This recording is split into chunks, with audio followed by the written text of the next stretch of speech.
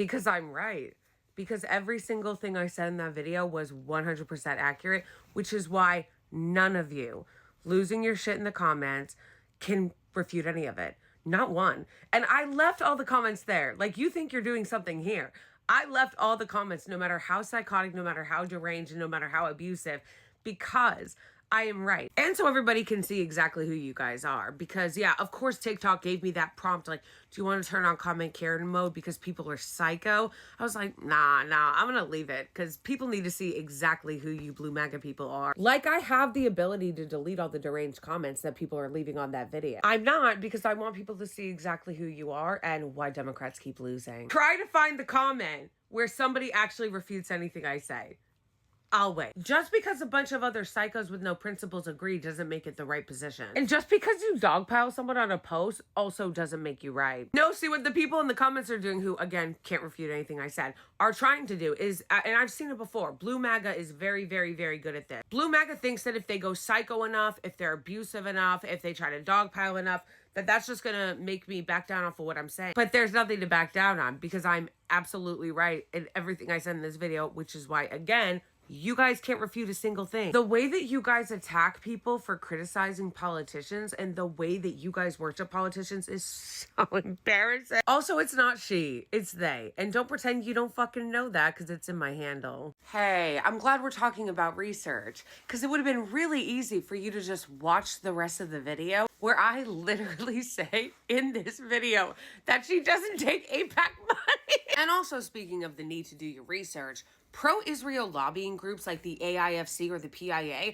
are still lobbying groups for the Israeli regime. AIPAC is not the only one. And actually, when I found out that she had gone in 2024, during the fucking genocide, diabolical. Who's paying you? This is like every accusation is a confession, because you're thinking of all those course creators that are paid to post propaganda for the Democratic Party. What's also amazing, and I want you guys to pay attention to this, is that what wasn't on the menu for any of these people was to just ask Jasmine Crockett to change her position on the Israeli regime. Their response was to attack people who critiqued her. Not even an option for these people to be like, hey, if you're gonna run for Senate, AIPAC or any kind of funding for the Israeli regime, your position on the Israeli regime is a non-starter. Voting to fund them is a non-starter. You need to change your position. The same way that Democrats were pressured over time to change their position when it came to the NRA. They're not even saying we're gonna ask her for anything. They're immediately lining up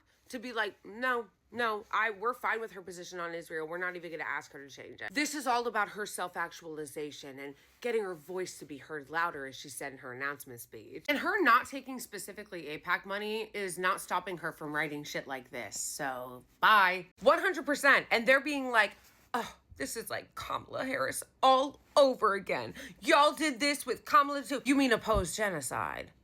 You mean oppose funding a genocidal regime? That's what they mean when they say, oh, y'all are doing this all over again, just like with Kamala. Did they think that just because the election was over and it's been a year, that means that we're gonna forget and just start supporting the Israeli regime's genocide again? Like, I don't know what you guys thought was gonna happen, but yeah, those of us who opposed the genocide when Kamala Harris was running are still opposing it. Also, somebody commented on another post of mine where they were like, oh, well, the only reason why people are going so psycho and stuff is because they're upset by the way that some people on the left are talking about it and praising Tellerico, even though his PAC took money from Mary Matelson.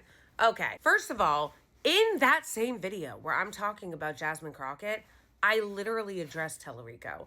I criticize Tellerico and bring up the Miriam Adelson funding. But second, when people say, oh, it's okay that we're acting like antisocial psychos because you guys upset our new favorite celebrity politician, grow the fuck up. So I'm supposed to treat you with kid gloves and treat your politicians with kid gloves that you like and infantilize you and infantilize her because you don't like the way some people were criticizing her. Get the fuck out of here. You guys are grown-ass adults. Learn how to regulate yourselves. If you're a politician and you don't want to be scrutinized and criticized, then don't fucking run for office. Sir, would you help everyone and please explain how opposing genocide and the funding of a genocidal regime that is continuing to slaughter Palestinians in Gaza and steal their land, how that is authoritarian. And it seems like you guys are really shocked because you thought that we just like opposed genocide in the 2024 election and then we are just going to move on. Like, no, it's still very much defund Israel. And let me just let you know now, since you guys seem very surprised by this,